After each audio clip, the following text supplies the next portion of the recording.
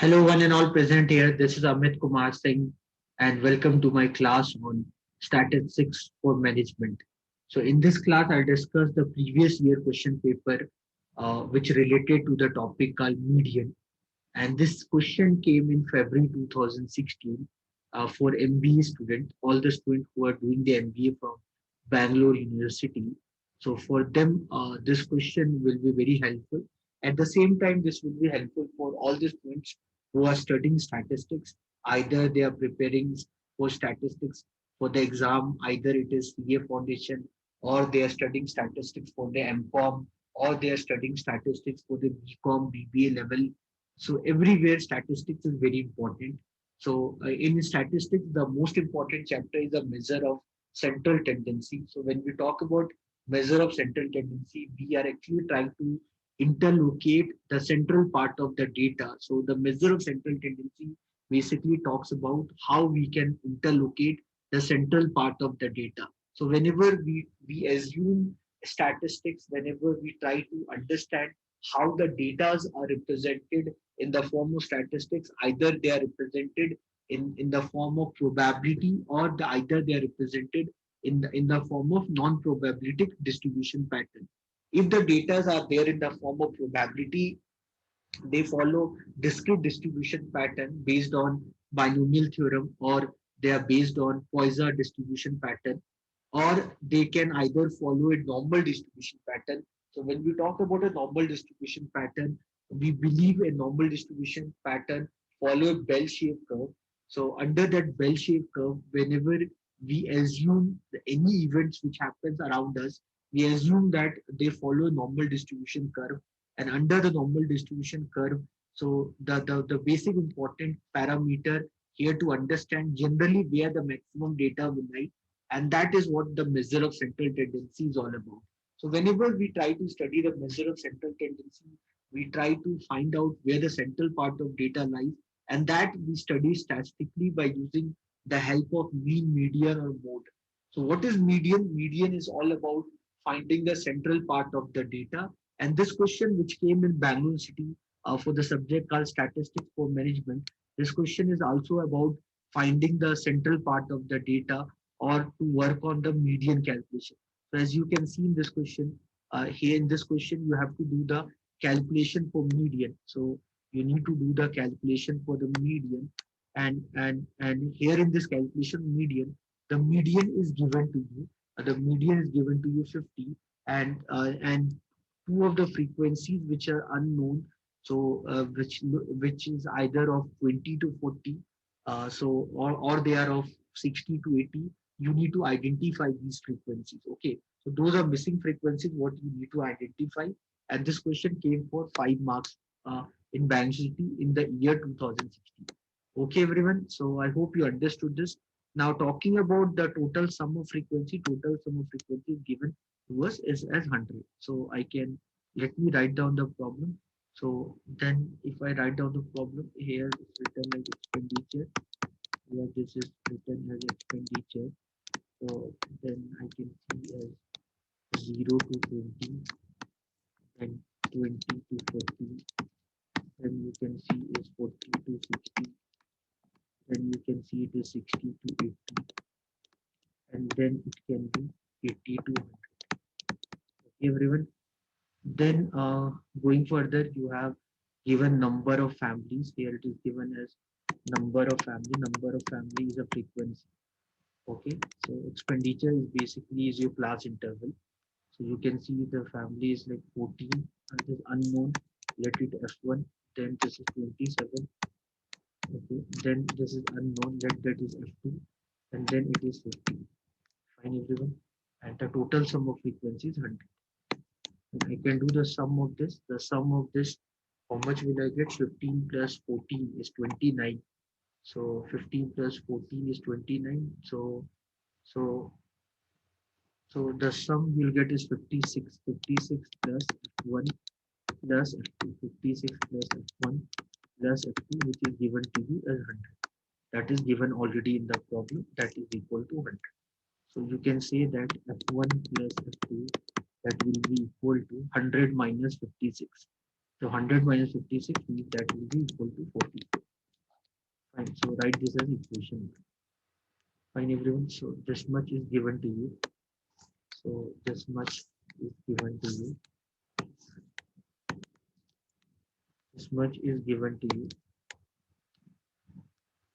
Fine. Now I can find the mid value. That is your x. The mid value I can find. So the mid value, if I find, this would be 10. This would be 30. This would be 50. Okay, this would be 70, this would be 90. But here finding mid value is not relevant here because we are not working on mean calculation. So there's no point of finding the mid value. What we can do, so number of families, this is basically frequency.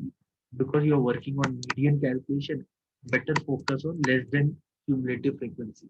Normally, whenever we are doing problems based on median, we are supposed to write less than class interval with less than cumulative frequency. But less than class interval, if you don't write also, that's fine because whether in the calculation part, that doesn't play any role.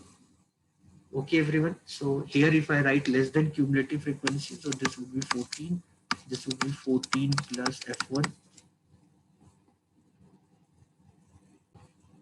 So this is 14, 14 plus F1. 14 plus 27, that would be 41, right? 41 plus F1. 14 plus 27, 11, then 2, 3, 41, 41 plus F1 plus F2, okay, and this would be 56 plus F1 plus F2. Fine, everyone. So you got this as less than cumulative frequency. Now, as if you observe from the question, it is given the median is given to you as 50. The median in this problem is given to you is 50. Okay, everyone. So normally, whenever we have to do median calculation, so when the class interval with frequency is given, when the class interval